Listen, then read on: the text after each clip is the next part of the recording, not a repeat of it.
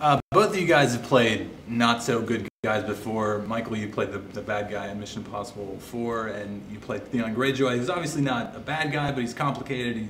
He's done some bad things. Reek.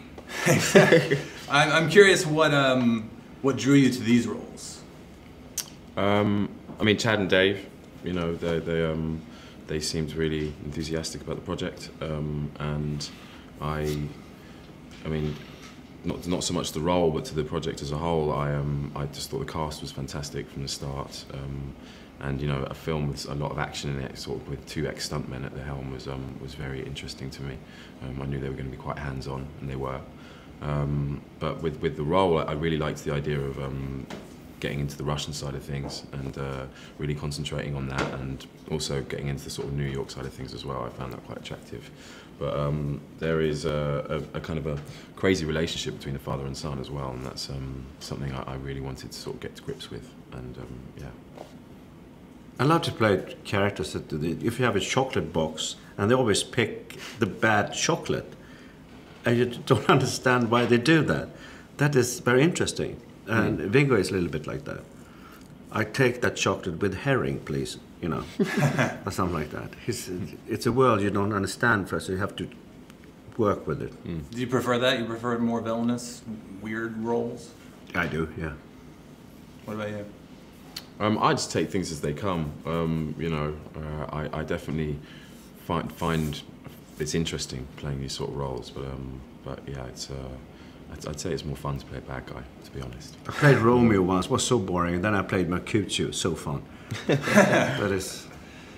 You had a really great action scene at the end of the movie. Did you have to go through rigorous training for that, or? I did, a lot. What was that like? I did this a Russian style of jiu-jitsu called Sambo, a lot. I did a Brazilian jiu-jitsu, and boxing, a lot of that. Also to get closer to the character. And also with the guys I worked with back home in Stockholm were Russians and things. It was so you got closer to them. It was like a little bit like doing a method. Speaking of action, you didn't get to do a lot of action yourself, but a lot of people, basically everybody in this movie punched you in the face or in the stomach or something. And it, I mean, it kind of reminded me of your role in Game of Thrones. You know, you get a lot of punishment.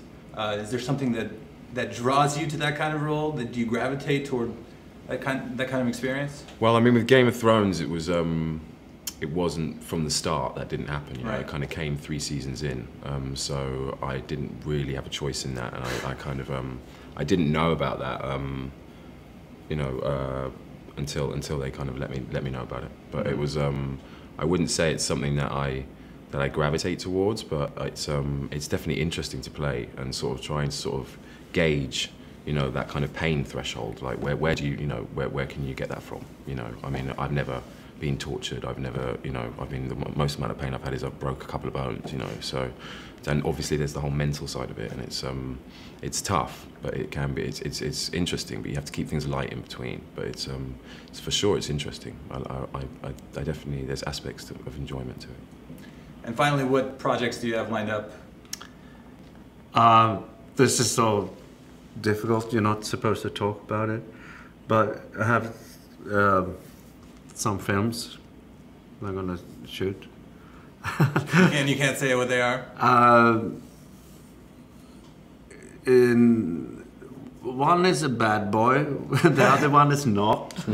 One is like a... Yeah. No, I'm not supposed to talk about it, I'm so sorry.